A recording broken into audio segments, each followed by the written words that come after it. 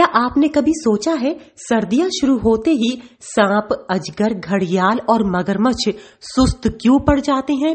क्यों ये घंटों एक ही जगह पर पड़े रहते हैं? आखिर क्या है इसके पीछे की दिलचस्प वजह? यही आज हम आपको बताने जा रहे हैं।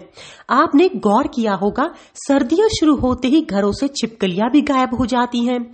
आपके मन में नहीं तो आपके बच्चे में यह सवाल जरूर उठाया होगा कि आखिर क्या वजह है कि ये जानवर हिलना डुलना बंद कर देते हैं। यही नहीं, ये सभी जानवर सर्दियों में खाना पीना भी बंद कर देते हैं और अपने अंदर बची हुई एनर्जी को ही और बचाने की कोशिश करते हैं, क्योंकि इस मौसम में इन्हें एनर्जी बिल्कुल भी नहीं मिलती। आखिर क्या है इसकी वजह, चलिए जानते हैं। तो मैं आपको ये बताना चाहता हूँ कि रेप्टाइल्स जो होते हैं, जो रेंग के चलने वाले जानवर होते हैं, उनमें आपका घड़ियाल, मगरमच्छ, कछुए, सांप और छिपकलियाँ आते हैं। तो बहुत लोगों को ये होता है कि जो हाइबरनेशन है, जिसको हम हिंदी में सुसुप्तावस्था कहते हैं, तो एक्चुअली ये सुसुप्तावस्था भारत देश में लागू नहीं होती है, जहाँ पे विंटर्स बहुत छोटे उसके होते हैं। तो इसको हम लोग ज़्यादातर ओवर विंटरिंग कहते हैं, जिसमें वो विंटर का जो टाइम है, टेम्परेचर जब बहुत गिर जाता है तो उसको बचाने के लिए वो उनका मेटाबॉलिज्म जो काफ़ी डाउन हो जाता है, तो इसका टेक्निकल टर्म है ओवर विंटरिंग।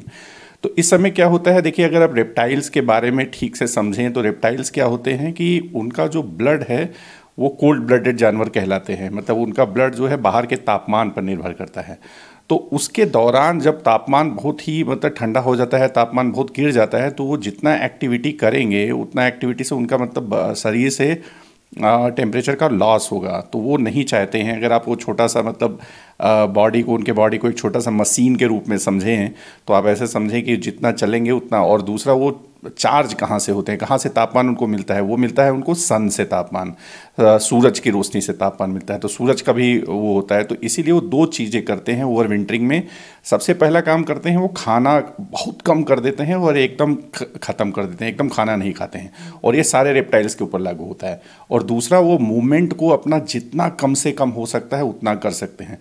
अब आप ये सोचेंगे कि ओवर विंटरिंग और हाइबरनेशन में क्या अंतर है। तो हाइबरनेशन में जब जानवर एकदम मूवमेंट नहीं करता है, इवन उसका जो श्वसन है, जो रिस्पिरेशन है, उसको भी बहुत ही धीमे करता है। क्या होता है, श्वसन रिस्पिरेशन करने से फिर बॉडी का मेटाबॉलिज्म बढ़ता है, खाना खाने से भी बढ़ता है बॉडी का मेटाबॉलिज्म। तो इसीलिए वो श्वसन को भी बहुत धीमे कर देते हैं और वो एक जगह जाके बैठ जाते हैं।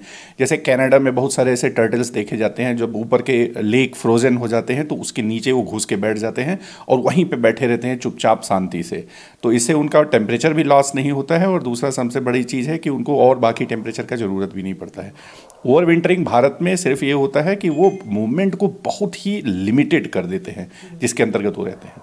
तो ऐसी और दिलचस्प जानकारी हम आप तक पहुंचाते रहेंगे। तब तक जुड़े मेरे साथ। मैं लखनऊ से अंजलि सिंह राजपूत, न्यूज़ 18।